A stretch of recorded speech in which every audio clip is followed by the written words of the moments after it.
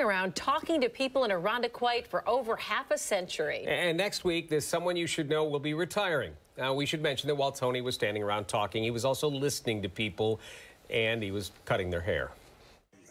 I grew up about half a mile from here. I married a girl from around the corner. Talk about a hometown boy making it big. Last Thursday was Tony Tramonto Day in Irondequoit. And it is estimated that he has provided over 150,000 haircuts during his career. Doug did not fact check that. Now, Dave Seeley may be the elected supervisor, but if the town had a mayor, it would probably be Tony. After 55 years of cutting hair, you get to know a lot of people, what's on their head, and what's in their head. Well, you learn every time somebody walks in. And that's something that I learned a long time ago. Experience is invaluable. You know, you learn from everyone that walks through the door. And some things you learn, you don't repeat. What kind of important matters get discussed here? You don't want to know. You don't want to know. That's right. His customers are his friends, even if they disagree about, say, politics. There is good in everyone. You know, and the secret is respect everybody's views. You know, thank you. Thanks. When Tony retires next week, he's going to miss all of this, especially his customers. And they will miss him. You know, it's hard. You know, it's bittersweet. And I know he's well-deserved, but it's kind of bittersweet. We're all kind of selfish. We wish he wasn't leaving.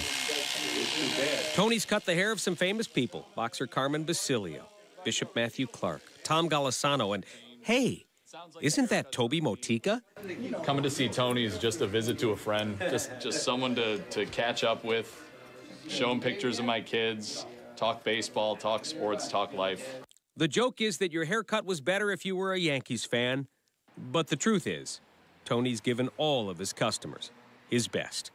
It's like the old show Cheers. Everybody knows your name. You know, and it's like that. We're just, everybody comes in here is special, and we try to treat him that way. It's a simple formula that makes Tony Tramonto someone you should know. Do you feel like an important part of this town? No. Well, they said you are. Well, you know, once you think you're important, you're in trouble.